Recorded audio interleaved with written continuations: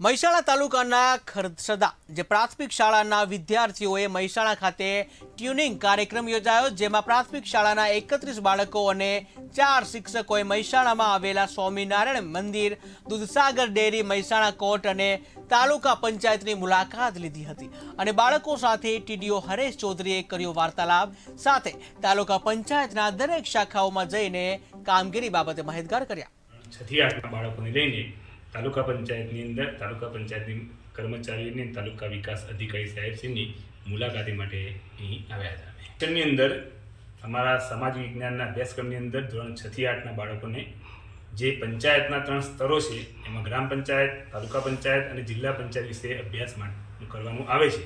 જેમાં આજે તાલુકા પંચાયતની મુલાકાત દ્વારા તાલુકા પંચાયતની અંદર જે તાલુકાના વહીવટી વડા શ્રી તાલુકા વિકાસ અધિકારી સાહેબ એમની કામગીરી, તાલુકા પંચાયતની વિવિધ શાખાઓની કામગીરી એના વિશે જાણવા માટે અમે બાળકોને અહીંયા લાવ્યા અને બાળકોને દરેક વિભાગની અંદર જઈ દરેકની કામગીરી સમજાવી અને એમાં અમે સહકારી ડેરી જોઈ અને તાલુકા પંચાયતમાં આવ્યા સ્વામિનારાયણનું મંદિર જોયું અને અહીંયા ઘણી બધી શાખાઓ જોઈ. ટીડીઓ સાહેબને મળ્યા, પછી હિસાબ શાખામાં ગયા હતા,